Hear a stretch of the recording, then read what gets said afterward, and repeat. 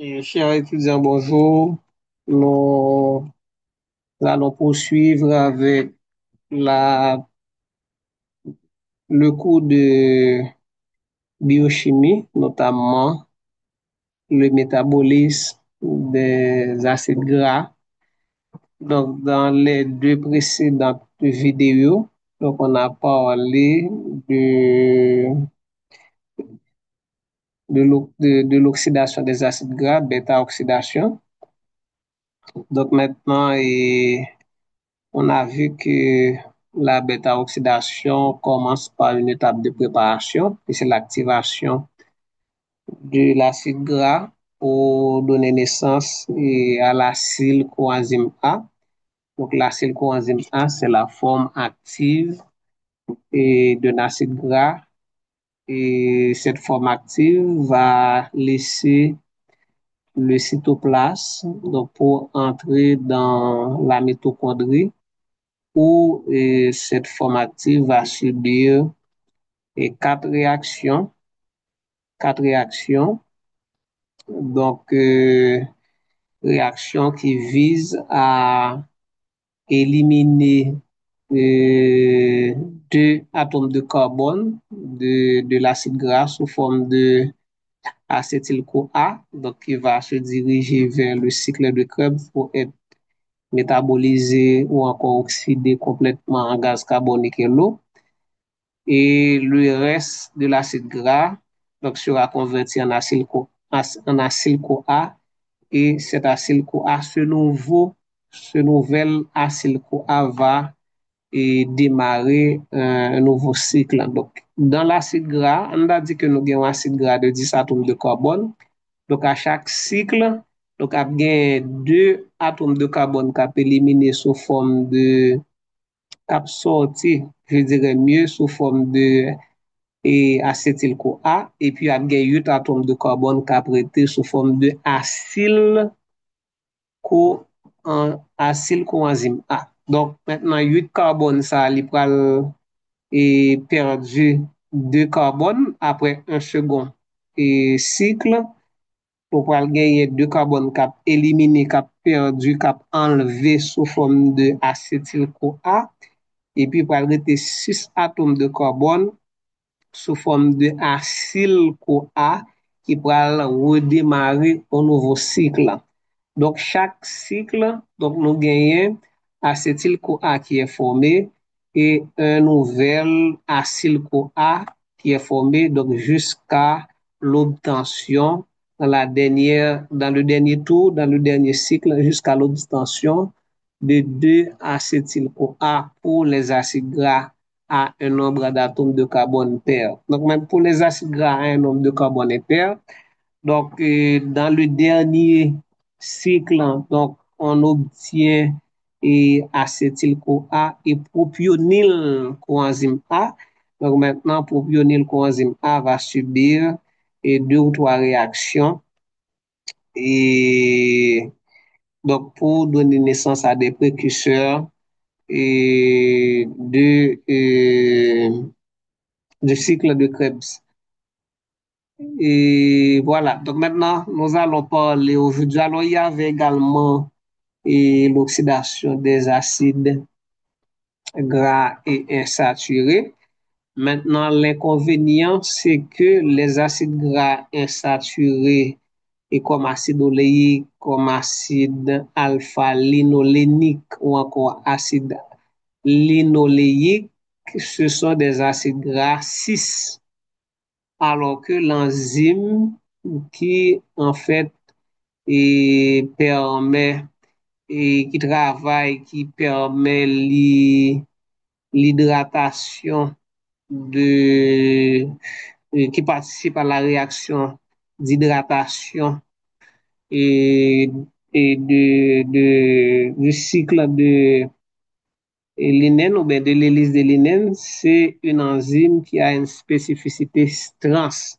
Donc maintenant, il faut que cette double liaison de l'acide gras insaturé soit convertie en trans, donc acide oléique, acide ainsi que les autres acides même 6. Donc, ils sont capables vraiment participer à la production d'ATP. Donc, il faut que sous forme trans, il faut que isomériser en trans. Donc, travail, ça doit faire d'abord et aussi dépendamment de la position de la double liaison. Parce que normalement, la double liaison doit se situer entre le carbone alpha et le carbone bêta. Donc, s'il y a entre le carbone bêta et gamma, donc, double liaison, ça, est supposé et non seulement convertir en trans, mais aussi passer de carbone et gamma à carbone bêta. Donc, bêta alpha au lieu de gamma bêta. Donc, pour cela, il faudrait des réactions additionnelles supplémentaires avec des enzymes supplémentaires. Nous allons parler de la cétogénèse. La cétogénèse, c'est la formation des corps cétoniques. OK? Donc, il y en a trois corps cétoniques. Principalement, il y a acétate, acétate, il y a bêta-hydroxybutyrate et acétone. Donc, ce sont des corps cétoniques. OK? Ce sont des molécules polaires. Donc, qu'est-ce qu'on dit? On dit la bêta-oxydation génère l'acétyl-CoA qui entre dans le cycle de Krebs. Donc, l'objectif effectivement de la bêta-oxydation, c'est pas de transformer les acides gras en ATP, mais c'est les transformer en acétyl-CoA. Donc, c'est l'acétyl-CoA qui va entrer dans le cycle de Krebs pour être dégradé et générer des coenzymes réduits qui vont par la suite produire de l'énergie au niveau de la chaîne respiratoire mitochondriale. Maintenant, s'il y a trop d'acétyl-CoA formé ou durant le jeûne, pendant lequel l'oxaloacétate est épuisé dans le foie car il est utilisé pour néoglucogénèse, donc pendant le jeûne, on ne mange pas. Donc, on n'approvisionne pas l'organisme en glucose. Okay? Donc, l'oxaloacétate du cycle de Krebs donc peut être dérivé vers la néoglucogénèse et par conséquent, donc, sa concentration diminue. Donc, pendant le jeûne, durant le jeûne ou encore s'il y a trop d'acétyl-CoA, mais qu'est-ce qui arrive? L'acétyl-CoA en excès est converti dans les mitochondries du foie en corps cétonique. Donc, il y a les trois corps cétoniques mentionnés ici, acétoacétate, bêta-hydroxybutyrate et acétone. Donc, ce qu'il faut se rappeler, surtout ici, la cétogénèse, c'est la formation de corps cétoniques à partir d'acétyl-CoA au niveau du foie. Donc, il y a aussi les acides aminés dits cétogènes. Donc, vous avez les exemples en bas. Donc, il y a des acides aminés cétogènes. Et par exemple, lysine, leucine, c'est des acides aminés uniquement cétogènes. Il y a des acides aminés à la fois cétogènes et glucogènes, c'est-à-dire ils sont des précurseurs de glucose et d'acétyl-CoA. Donc, nous avons isoleucine, phénylalanine, nous avons tryptophane, tyrosine et thréonine. Voilà, donc, et on dit les acides aminés dits cétogènes qui alimentent le cycle de Krebs, ok, forment de l'acétoacétate et de l'acétyl-CoA et par voie de conséquence, sont susceptibles de contribuer à la formation de corps cétoniques. Donc, OK, donc capable de contribuer à la formation de corps cétoniques. Donc, l'acétoacétate, c'est un corps cétonique. L'acétyl-CoA peut être converti en corps cétonique. Donc, maintenant, ce qu'il faut voir, c'est que l'acétoacétate, c'est 4 atomes de carbone. OK, 4 atomes de carbone. Et puis, nous gagnons l'acétyl-CoA de carbone. Donc, il va falloir 2 acétyl-CoA pour obtenir l'acétoacétate. Donc, on va voir la réaction de la suite. Chez les mammifères, L'acétogénèse a lieu dans la matrice des mitochondries des cellules du foie. Donc, la matrice des mitochondries. Donc, nous songeons que une mitochondrie, donc, les formée d'une double membrane externe mitochondriale, membrane interne mitochondriale, séparée par l'espace intermembranaire. OK? Donc, cet espace intermembranaire, donc, qui sépare les deux membranes. Et ensuite, on a la matrice qui est formée de crête mitochondriale. Et puis, on a et la chaîne respiratoire mitochondriale, c'est complexe, donc, qui sont liés donc, à la membrane interne mitochondriale. OK, donc nous allons voir ensemble les réactions qui donnent naissance aux différents corps cétoniques. Donc, comme je l'avais dit, donc acétoacétate, c'est 4 atomes de carbone. Ouais, acétoacétate, c'est 4 atomes de carbone. Donc, on commence avec une réaction de droit, c'est 2X, 2-acétyl-CoA. Excusez-moi.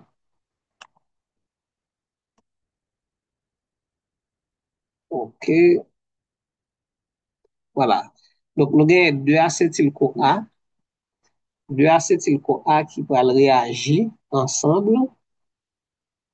OK, 2-acétyl-CoA qui va réagir ensemble. Et chaque acétyl-CoA, donc nous voyons bien que nous avons un résidu de coenzyme A. OK? Donc, l'acétyl-CoA, c'est un résidu d'acide acétique et un résidu de coenzyme A. Donc maintenant, cette réaction est catalysée par une enzyme qu'on appelle thiolase. Thiolase. Donc, thiolase, c'est une réaction réversible. Donc, cette réaction donne naissance à ce qu'on appelle acétoacétyl. OK? Acétoacétyl-CoA. Donc, voici acétoacétyl-CoA. OK? Acétoacétyl-CoA. Donc, acétoacétyl-CoA donc, va réagir avec une troisième molécule d'acétyl-CoA. Donc là, regardez bien, on passe de acétyl-CoA qui est de carbone. Donc, une première réaction convertit les deux acétyl-CoA en une molécule à 4 atomes de carbone. Et la deuxième réaction, donc nous gagnons un acétyl-CoA encore qui va ajouter sous acétoacétyl-CoA. Donc, on a passé à une molécule à 6 atomes de carbone. Donc, si nous regardons bêta-hydroxy, bêta-méthylglutaryl coenzyme A, donc on apprend qu'il y a 6 atomes de carbone. OK? Donc, maintenant, on a 6 atomes de carbone. Qu'est-ce qu'on a ici? Donc, nous allons regarder comment ça a formé. Donc, l'enzyme, c'est hydroxyméthylglutaryl coenzyme A synthétase. OK, coenzyme A synthétase. Donc, cette enzyme clé, c'est une enzyme clé dans la synthèse cholestérol. Donc, acétyl-CoA ajouté. Donc, où est-ce que l'acétyl-CoA est ajouté? On regarde bien. Et on regarde bien, nous avons acétyl-CoA qui est un coenzyme A qui est éliminé. OK? Donc, il y a toujours une élimination de coenzyme A parce que nous n'avons pas de coenzyme A dans le produit. Donc, maintenant, si nous regardons bien CH3, regardez bien, acétyl-CoA, c'est CH3, c'est O. OK? CH3, c'est O. OK? CH3, c'est O. Donc, qu'est-ce qu'on peut dire? OK, donc maintenant l'acétyl-CoA, j'ai l'impression que l'acétyl-CoA est ajouté ici. OK, laissez-moi vous montrer. OK, donc là, si vous regardez bien, donc voici l'acétyl-CoA qui est ajouté. OK? L'acétyl-CoA est ajouté ici. Donc, l'enzyme transforme le groupement acétyl. Voici le groupement qui est ajouté. OK? C'est le groupement acétyl qui est ajouté puisque coenzyme A est éliminé. Ouais, voici le coenzyme A qui est éliminé. Donc, il ne reste que le groupement acétyl. Donc, c'est le groupement acétyl qui est ajouté à acétoacétyl. Voici le groupement acétyl. OK? Donc, c'est ça, c'est sa formule. Le groupement acétyl. Donc, l'enzyme ajoute le groupement acétyl, mais aussi, donc, oxyde. Donc, le groupement carbonyl, OK, oxyde le groupement carbonyl qui est transformé en groupement acide. Maintenant, on regarde bien pour nous. Ouais. Parce que ce qu'il faut remarquer, c'est que ce groupement coenzyme A qui est là, c'est ce groupement. Voilà, il n'y a pas de modification. Donc, ce coenzyme A qui est éliminé ici, donc ce coenzyme A provient de cet acétyl-CoA. Donc, si la acétyl-CoA libère coenzyme A, qu'est-ce qui reste? C'est acétyl. Donc, voici le groupe acétyl. Maintenant, où est-ce que le groupe acétyl est ajouté dans acétoacétyl? Mais c'est à ce niveau. Voici, c'est à ce niveau qu'il est ajouté. OK? Donc, à ce niveau qu'il est ajouté, donc ce OH va être converti en, cet oxygène va être converti en OH, et puis le CH3 donc, va être ajouté pour former une liaison carbone-carbone avec cet atome de carbone en position, le carbone du groupement carbonyl, donc qui est en position bêta, donc alpha-bêta.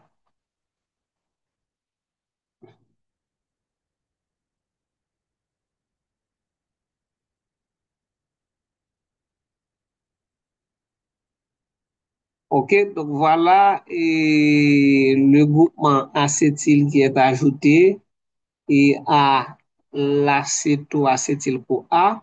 Donc, il y a deux carbones. Ici, c'est le CH3 qui est converti en CH2. Cet atome de carbone, c'est le carbone du groupement carbonyl. Bon, montrez-nous. Voilà, c'est le groupement carbonyl, ça. OK. Donc, l'oxygène est converti en OH. Le groupement carbonyl, ça, il y avec un CH3, mais CH3. OK. Et puis, voici le carbone du groupement acétyl, les mêmes qui viennent passer de CH3 à CH2. Et puis, le groupement carbonyl est transformé en acide. Donc, tout ça est réalisé par l'enzyme, OK? Tout ça est réalisé par bêta-hydroxy. D'ailleurs, vous entendez bêta-hydroxyméthyle. Ouais, bêta-hydroxy, bêta-méthyle. Ouais, donc c'est-à-dire que si nous regardons bien, donc nous gagnons là un méthyle en position bêta et un hydroxy en position bêta. Voici le carbone bêta. Donc, carbone bêta, voici le carbone bêta. Ici, c'est le carbone alpha. OK? Donc, glutaryl, pour que ça glutaryl, c'est parce que, et là, nous gagnons et quatre quatre atomes de carbone. Un, deux, trois, 4, 5, ça. Un, 2, 3, 4, 5. Donc, c'est parce que la chaîne principale ici, donc, c'est ça, il y a 5 atomes de carbone, donc, qui fait référence à acide glutarique, qui c'est un acide aminé. OK, acide glutarique, qui c'est un acide aminé. OK, et maintenant, nous gagnons hydroxyméthyle, hydroxybêta-méthyle glutaryl coenzyme liase, donc qui pourra intervenir pour libérer, pour faire quoi? Pour libérer acétyl-CoA. OK, l'acétyl-CoA est libéré. OK, ouais, donc l'acétyl-CoA est libéré. Donc acétyl-CoA est libéré. Où est l'acétyl-CoA? OK, voilà. mais acétyl-CoA qui est libéré. Voilà, ouais. Donc, acétyl-CoA libéré. Donc, après la libération, cet atome de carbone va gagner un hydrogène sous lui. OK, maintenant, là, nous regardons les molécules qui étaient, nous disons CH3, CHOH, CH2, COOH. Ou bien, et, bah, on est, et, nous avons toujours quitté comme ça. Donc, voilà, et, attends, non, c'est pas COOH, c'est pas, en fait, là, c'est pas, et, oxygène, et OH là va le transformer en groupement carbonyl, ok, au lieu de CH3, CH2OH, ou bien CHOH. Donc, le, la fonction alcool, donc la fonction alcool va être convertie en groupement carbonyl. Donc, nous gagnons bêta-hydroxy, bêta-méthylglutaryl coenzyme liase qui pourra le transformer et bêta-hydroxy, bêta-méthylglutaryl en deux parties. On a bien acétyl-CoA libéré et puis formation de acétoacétate. Donc, c'est une non et corps cétonique. Maintenant, acétoacétate capable et subir d'autres réactions pour donner soit acétone ou bien et bêta, D-bêta-hydroxybutyrate. Maintenant, s'il subit une décarboxylation, ouais, une décarboxylation, donc, et la transformer en acétone. Donc, pour la décarboxylation, nous dit c'est et décarboxylation non enzymatique. Donc, ici, pour que ça, cette décarboxylation est non enzymatique, c'est parce que le groupement carbonyl lui-même est trouvé en position bêta. Alors, bêta par rapport à quoi? Ici, c'est le carbone alpha. Alpha par rapport au groupement carbonyl. OK, c'est ce groupement carbonyl qui détermine la nomenclature grecque ici. Donc, le carbone adjacent, c'est le carbone alpha. Voici le carbone alpha qui est ici. Et puis, le carbone après, c'est le carbone bêta. Donc, quand vous avez un groupement carboxylate qui se trouve en position bêta, mais la décarboxylation est facile, facile, spontanée. Donc, il n'y a pas besoin d'intervention d'enzymes pour cette délocalisation, décarboxylation. Et puis, de l'autre côté, si on réduit la fonction cétone de acétoacétate avec un fournisseur d'hydrogène comme NADHH+, eh bien, n'a converti acétoacétate en D-bêta-hydroxybutyrate, donc, et butyrate qui c'est troisième corps cétonique que nous capables de former à partir des acétyl-CoA.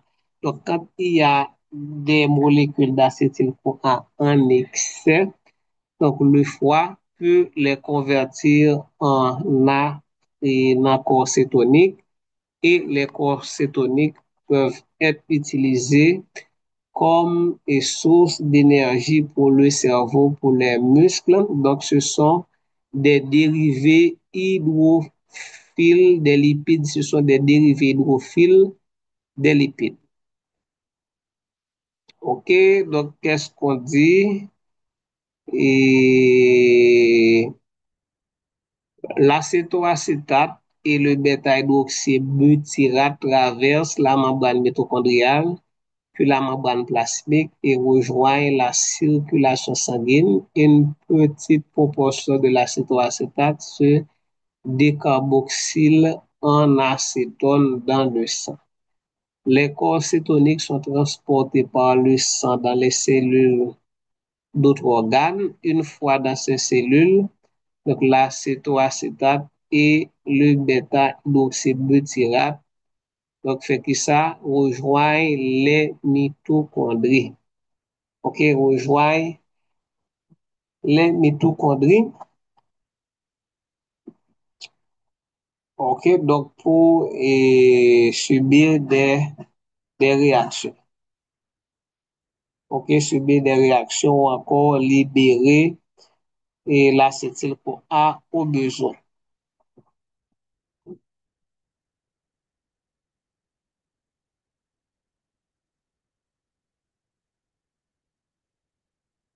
Nous la le bêta-hydroxybutyrate est transformé en acétoacétate par une bêta-hydroxybutyrate déshydrogénase, isoenzyme distinct de l'enzyme du foie.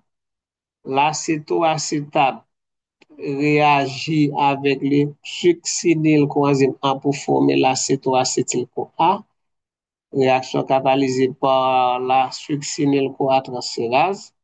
Donc, cette réaction détourne du cycle de Krebs une quantité de succinyl-CoA, l'énergie qui aurait servi à former du GTP par phosphorylation au niveau du substrat par le succinyl-CoA synthétase est détournée pour l'acétoacétate, activer l'acétoacétate en acétyl-acétoacétyl-CoA.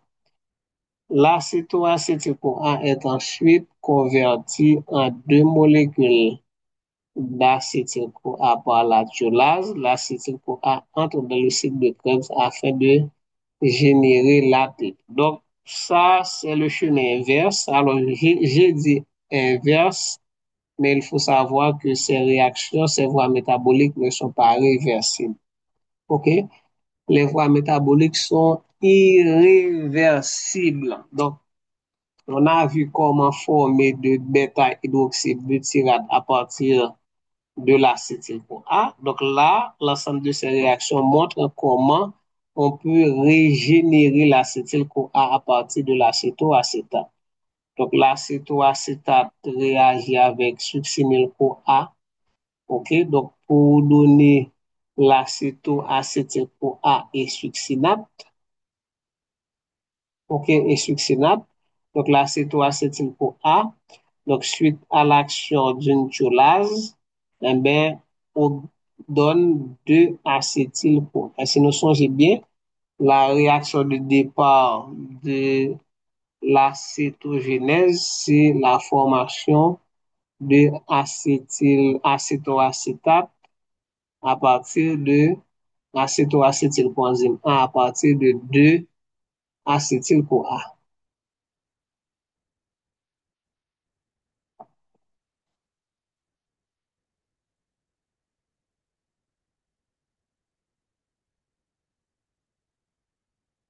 Alors, les corps cétoniques servent de combustible, bien qu'ils contiennent une énergie métabolique potentielle moindre que les acides gras dont ils dérivent. Mhm. Donc, ils servent de lipides hydrosolubles plus aptes que les acides gras à une oxydation rapide dans le cœur et le rein.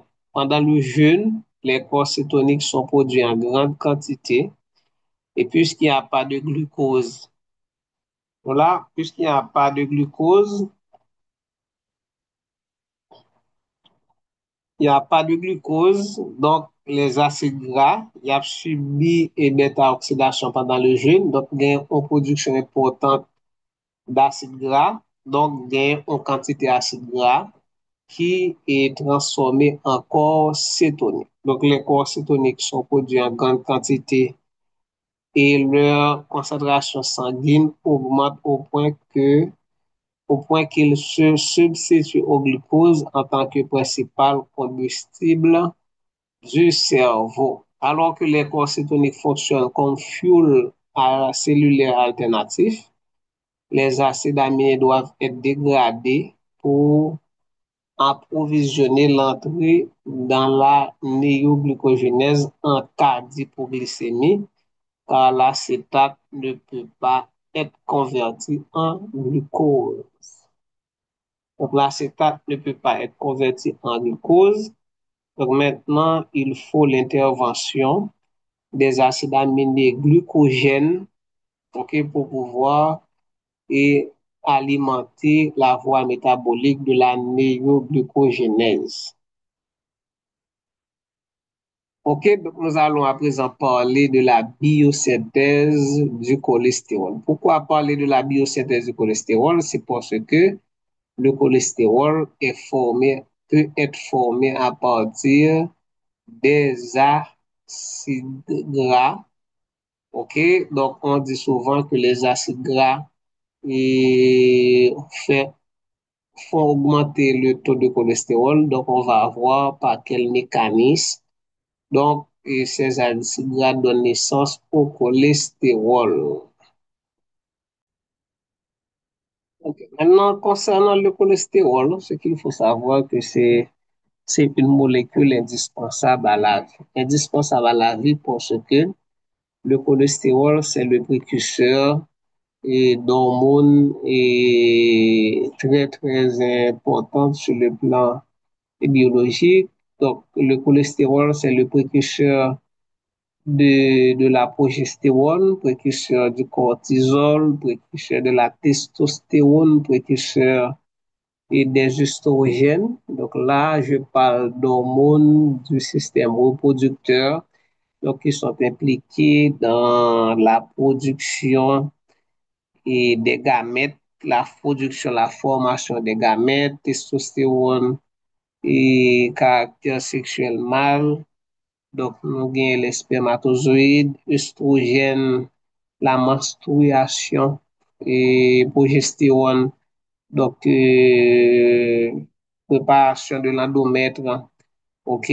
Donc, pour recevoir le fœtus. Donc, ce sont là des hormones importantes sur le plan biologique qui dérivent du cholestérol. Donc, le cholestérol, et comme on a tendance à la, diaboliser cette molécule, et pourtant c'est une molécule indispensable à la vie. Donc, nous sommes d'accord que l'excès de cholestérol est nuisible à la santé, mais ce qui est plus nuisible à la santé, et, c'est le fait de consommer et, du cholestérol oxydé dans les fritures, dans les produits industrialisés, ok, les produits transformés, et aussi le fait de créer des conditions dans l'organisme pour l'oxydation du cholestérol, par exemple,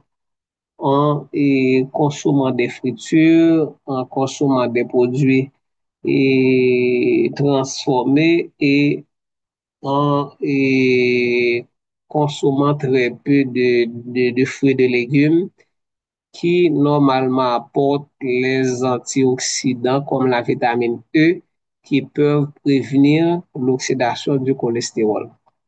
Donc maintenant, la synthèse du cholestérol appelée biosynthèse est le processus par lequel le corps fabrique du cholestérol à partir de l'acétyl-CoA. Donc, on va dire l'acétyl-CoA donc, peut servir non seulement à la formation des corps cétoniques qui constituent des substrats énergétiques et lipidiques et hydrophiles, mais aussi à partir de l'acétyl-CoA, donc les hépatocytes et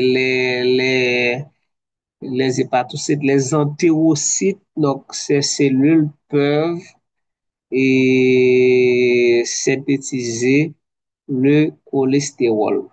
Donc, je dis nous, l'étape clé de cette voie métabolique est la transformation de bêta-hydroxy, bêta-méthylglutaryl coenzyme A en mévalonate et cette réaction est catalysée par l'enzyme bêta-hydroxy, bêta-méthylglutaryl coenzyme réductase. Donc, voici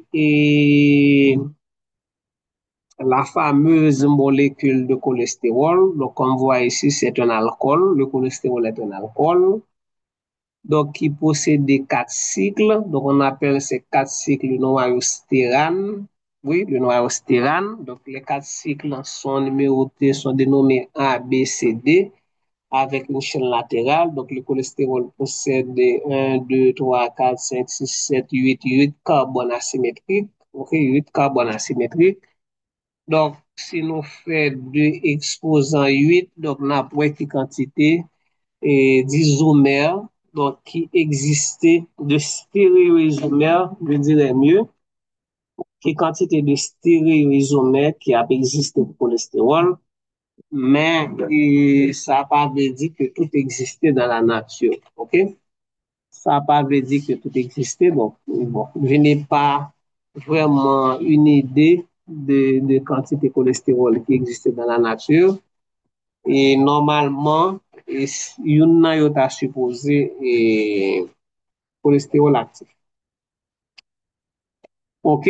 On poursuit pour nous. Ouais, donc, voyons maintenant les étapes principales, les principales étapes, OK, de la synthèse du cholestérol. Donc, comme vous le savez, donc, le point de départ, c'est l'acétyl-CoA qui provient de la bêta-oxydation. L'acétyl-CoA qui provient de la bêta-oxydation ou bien du métabolisme des acides aminés et cétogènes, OK? Du métabolisme des acides aminés cétogènes qui est capable de acétoacétate avec acétyl-CoA. Donc, la première étape, c'est la condensation. Et la condensation est tout comme la première étape de notre réaction. Donc, on a la première étape de notre de la réaction tout à l'heure, c'est-à-dire la conversion des acétyl-CoA en concétonique. Ce sont pratiquement les mêmes réactions et nous allons écouter ça différent. Donc, il y a deux acétyl-CoA qui réagit, OK, donc qui va le acétyl-CoA avec libération de coenzyme A, donc enzyme réaction catalysée par la thiolase. Donc, acétyl-CoA va réagir avec ouais, un troisième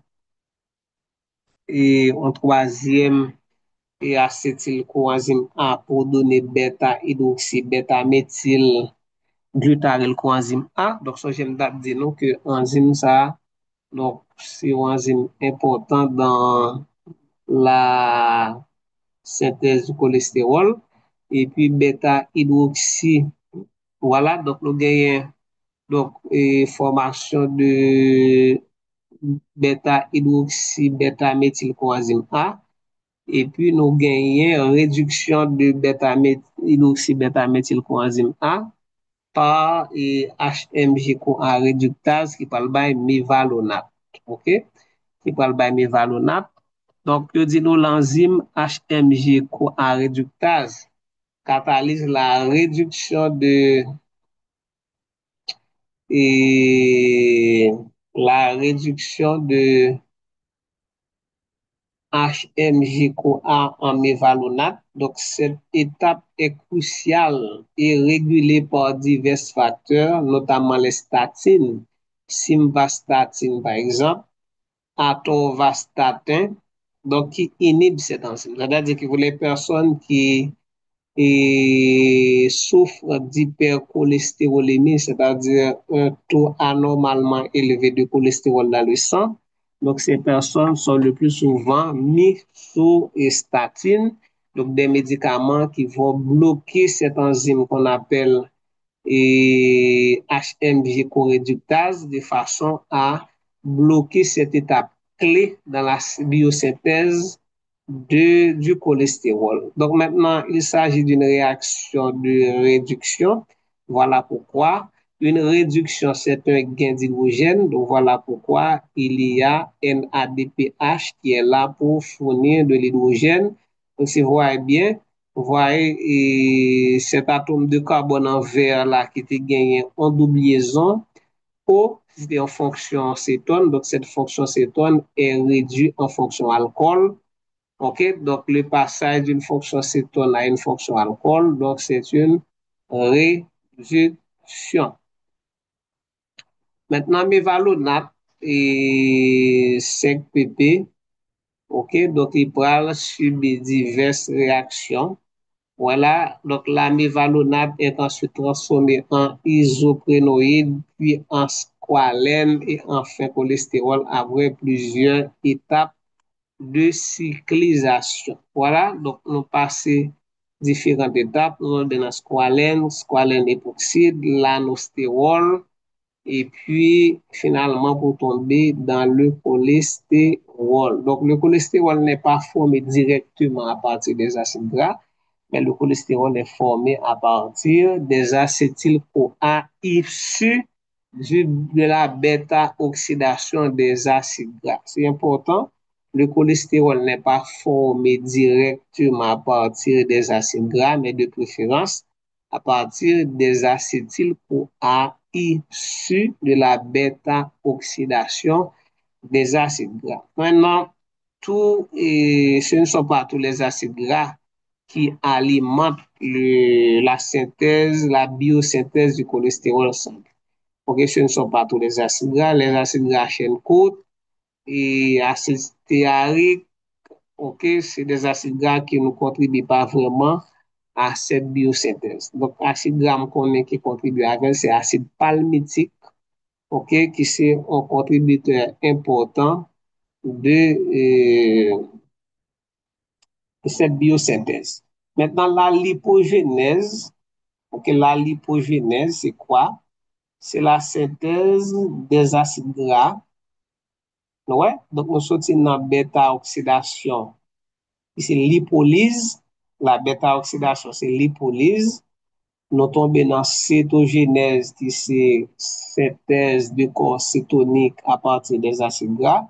Ensuite, nous tombons dans biosynthèse de cholestérol, qui c'est synthèse de cholestérol à partir des acétyl-CoA issus de la bêta-oxydation des acides gras.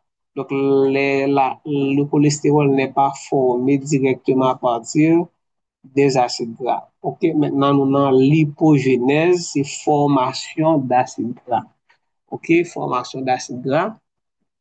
Regardez bien qui ça veut dire là, la synthèse des acides gras, appelée l'hypogénèse, est un processus métabolique qui utilise l'acétyl-CoA comme précurseur pour construire des acides gras. Ok?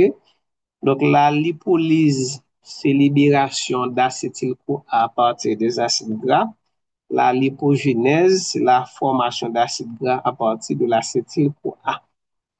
Donc, ce processus a lieu principalement dans le cytoplasme des cellules, notamment dans le foie et les cellules adipeuses. Ok, foie, cellules adipeuses. Donc, l'acétyl-CoA formé à partir du pyruvate dans les mitochondries, est transporté sous forme de citrate vers le cytosol où il est utilisé pour la synthèse des acides gras au niveau du réticulum endoplasmique lisse.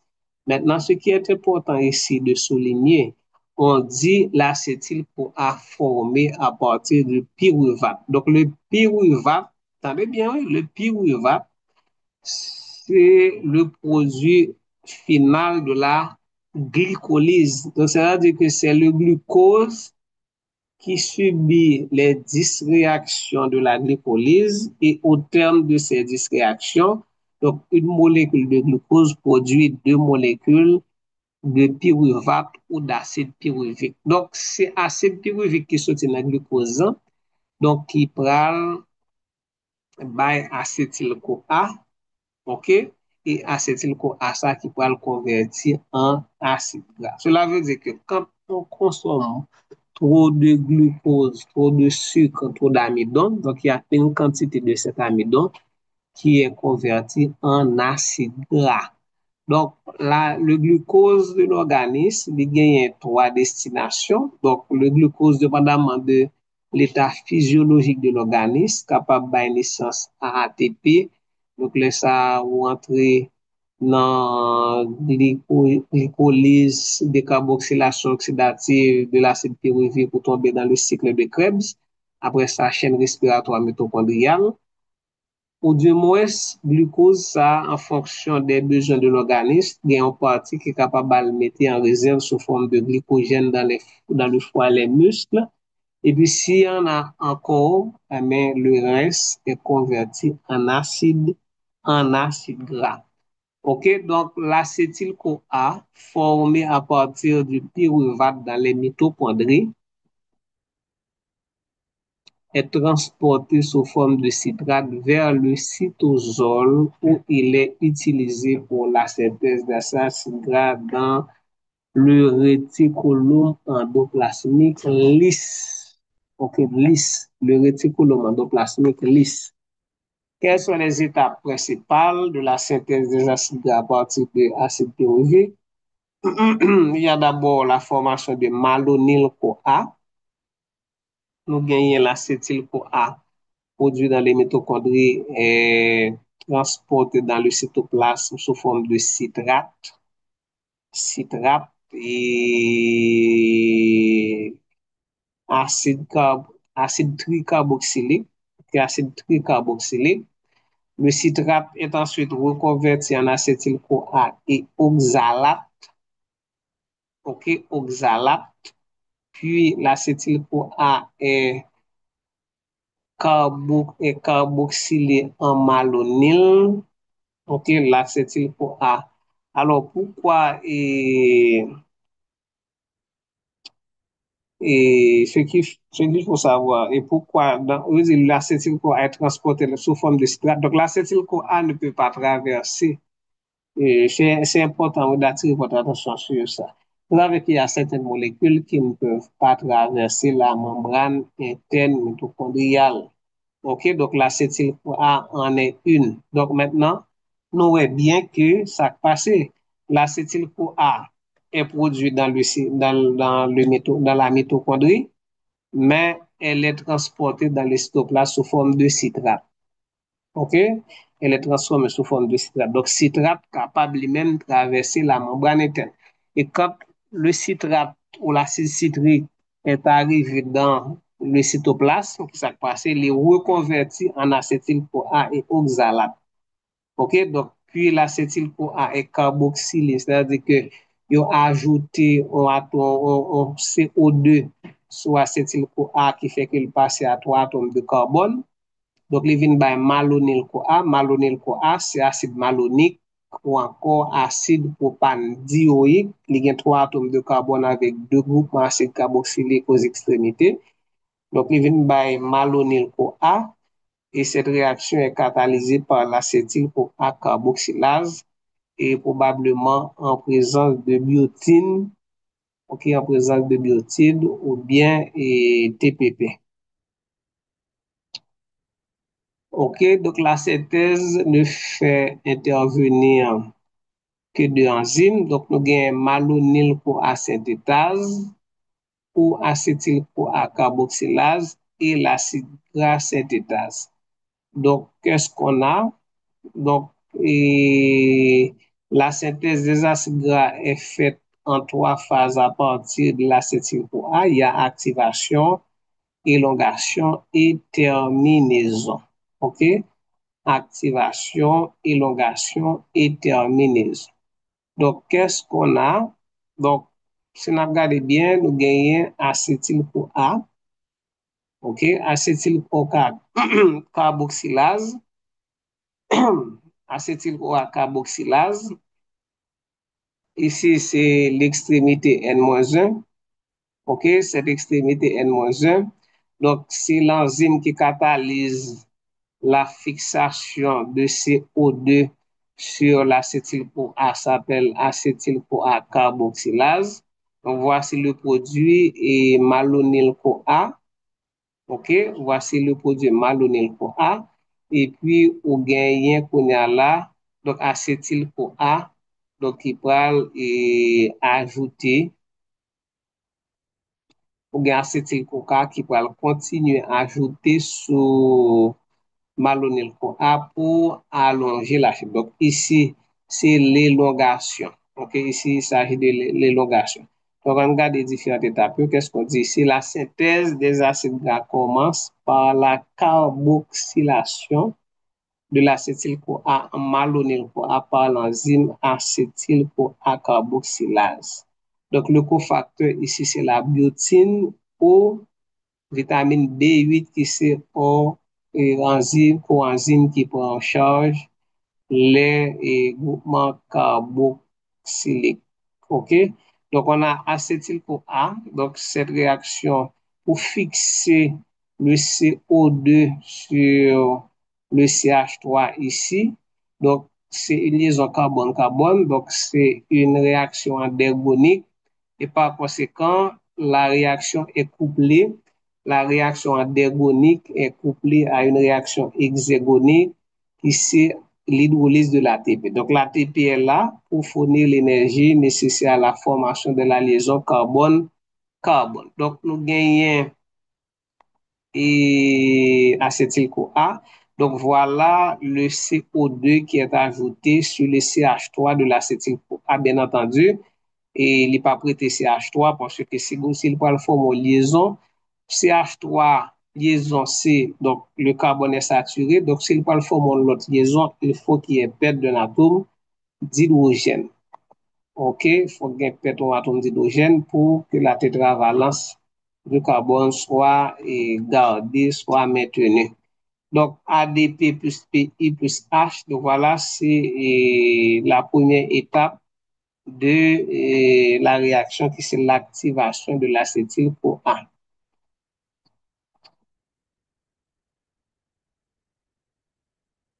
OK, donc deuxième ou troisième.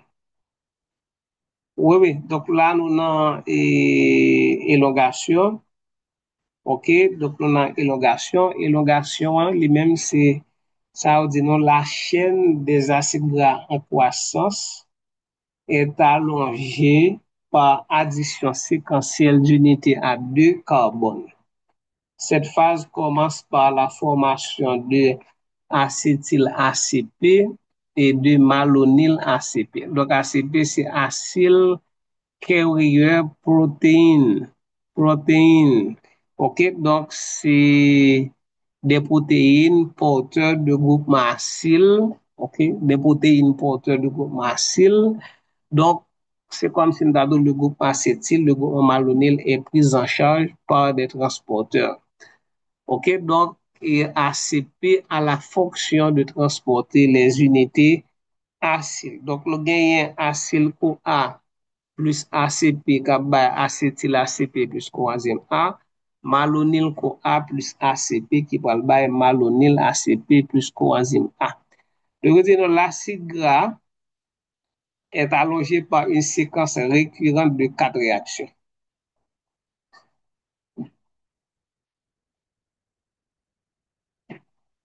OK, l'acide gras est allongé par une séquence récurrente de quatre réactions.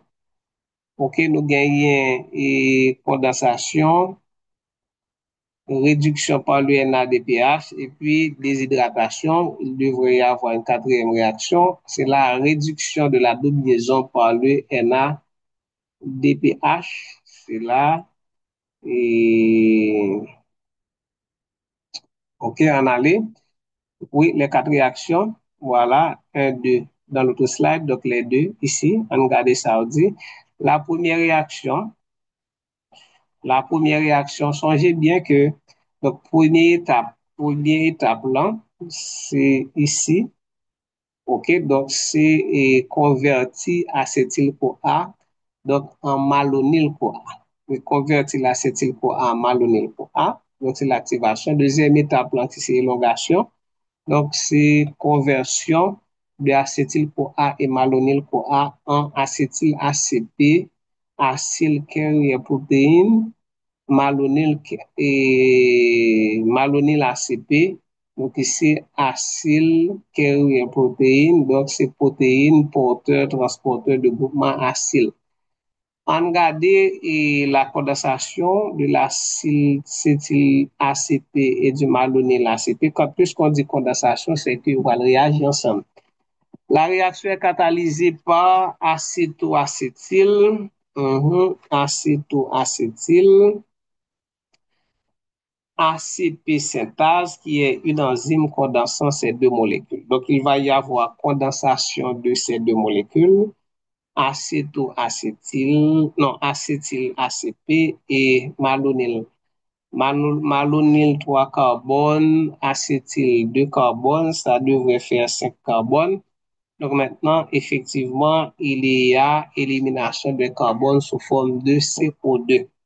Donc, on regarde, la réaction est catalysée par l'acétoacétyl ACP synthétase, qui est une enzyme condensant ces deux molécules. Le substrat accepteur de l'acétyl ACP, alors que le substrat accepteur est l'acétyl ACP. Donc, c'est l'acétyl ACP qui reçoit malonyl ACP. Donc, c'est comme si on additionne, on fixe malonyl ACP sur acétyl ACP, alors que le substrat donneur du radical est le malonyl ACP. Donc, malonyl, c'est 3 carbone. Ce dernier sera le dernier chaque fois qu'il y aura élongation de la chaîne. Donc, la réaction catalysée est, nous avons acétyl ACP, nous avons malonyl ACP qui réagit, qui baille acétoacyl ACP avec élimination de gaz carbonique et élimination d'une molécule et d'ACP. Donc, c'est pas un résidu, mais c'est une molécule d'ACP qui est éliminée complètement avec l'atome de soufre avec la fonction thiol. Maintenant, il va y avoir réduction de l'acétoacétylacépine en bêta-hydroxybutyrylacépé. Cette réduction, voilà, là, c'est, puisqu'on dit bêta, donc c'est cet atome de carbone qui, c'est le groupement, voici bêta, le carbone bêta.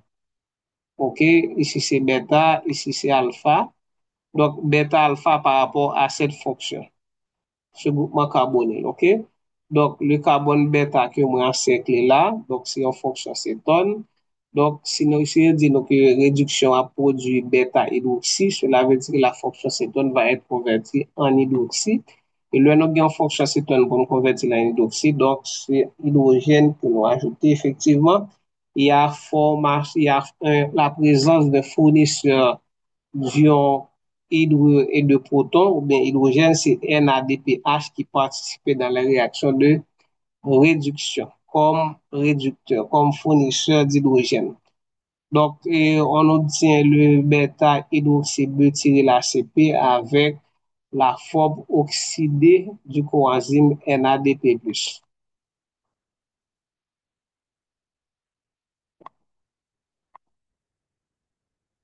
OK, et troisième étape là,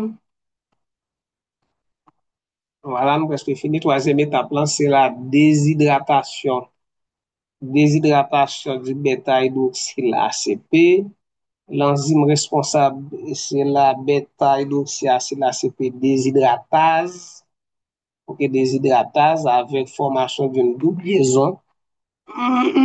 Avec formation d'une double liaison, donc on obtient un énoïl ACP. Ok, donc la double liaison est formée entre le carbone alpha et le carbone bêta. Ok, entre le carbone alpha et le carbone bêta, et puis double liaison, réduction de la double liaison, pas bien que c'est acide gras à former. Donc, acide gras, c'est un acide gras et saturé. Donc, on va réduire la double liaison par le NADPH pour transformer l'alcène en alcane. Donc, contrairement à tout ce que nous avons vu jusqu'ici, la réduction de la double liaison se fera en présence de NADPH+, qui fournira les électrons nécessaires. Ces quatre réactions, qui réaction condensation, réduction, déshydratation et réduction encore constituent un tout. L'acide synthétisé à 4 carbone, ok, il y a 4 carbone, effectivement, nous sommes capables de dire qui acide ça est là. c'est butyryl, oui, un 2 3 4 butyryl ACP, c'est butyryl ACP. Donc, il deviendra le substrat accepteur de radical.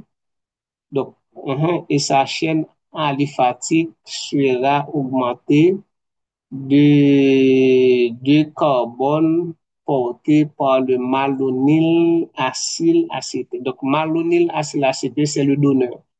OK? Et pendant le second tour, ce processus va se poursuivre jusqu'au niveau de palmitoyl ACP, qui est le terme de la synthèse des acides gras dans le cytosol.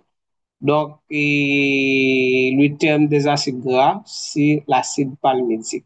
Donc, pour les acides gras à chaîne plus longue, l'élongation se fait dans la mitochondrie et les microsomes, ce qui suppose le transport du radical palmitoyl dans la mitochondrie à travers la membrane interne par la navette acyle-carnitine. Mais dans la mitochondrie, le donneur du groupe acétyl est alors acétyl-CoA mitochondrial. Donc, dans le cytoplasme, le donneur de carbone pour allonger l'acide gras, c'est malonyl-CoA, mais dans la mitochondrie, c'est l'acétyl-CoA. OK, bilan, le bilan métabolique. Voilà, et la synthèse de l'acide palmitique se fait après 7 tours pour un acide gras à 2 N carbone. Donc, 2 N carbone, la réaction globale est la suivante. Donc, vous voyez la réaction globale et puis schéma qui explique tout ça là. Voilà ici le point de départ. Donc, nous gagnons l'activation. L'activation, c'est la conversion de acétyl-CoA en malonyl-CoA. OK, malonyl-CoA va le transformer en malonyl ACP. OK, donc malonyl ACP, nous allons gagner acétyl ACP. Donc, malonyl ACP, acétyl ACP pour condenser. OK, pour condenser pour bailler cétobutarate ou bien acéto-acétyl ACP. Donc, nous allons gagner réduction. Après réduction, que ça nous gagne pour là, nous allons gagner réduction, nous allons gagner déshydratation. C'est ça? OK, voilà, déshydratation. Nous allons gagner réduction, formation de transformation du groupement cétone en alcool. Après ça, pour gagner déshydratation. Et ensuite, pour gagner réduction encore hydrogénation qui peut le convertir et trans delta 2 buténoïl ACP en butyryl ACP. Donc, butyryl ACP va retourner encore faire un cycle, cette fois-ci en réagissant avec malonyl ACP. Il peut le bail, puis devant, un acide gras à 6 atomes, un acide à 6 atomes de carbone, 6 carbone, acide hexanoïque, donc il peut le bail hexanoïl, ouais, hexanoïl ACP. Hexanoïl ACP peut réagir encore avec malonyl, et oui, malonyl, donc qui peut le bail et 6 plus 2, 8, etc. Voilà, et nous avons vu la cétogénèse, formation de corps cétonique à partir des acides gras. Nous avons vu des acides gras issus de la bêta-oxydation. Nous avons vu la, la biosynthèse du cholestérol à partir des acides gras issus de la bêta-oxydation. Nous avons vu la lipogénèse, okay, formation d'acide gras à partir de acétyl-CoA issu de la glycolyse ou encore issu du métabolisme des sucres. Donc, justement, c'est important de savoir que quand on consomme trop de sucre, donc il y a une quantité qui est transformée en acide gras. OK? Et c'est pas n'importe acide gras, c'est l'acide palmitique. Donc, c'est un mauvais acide gras saturé qui existait. Voilà, chers étudiants, c'est la fin du cours pour cette année. Donc, je pense qu'on a bien travaillé et je vous conseille de visionner les vidéos et ensuite de planifier avec Monsieur Gédéon et du secrétariat donc, la date de l'examen. Au revoir à l'année prochaine pour le cours de nutrition.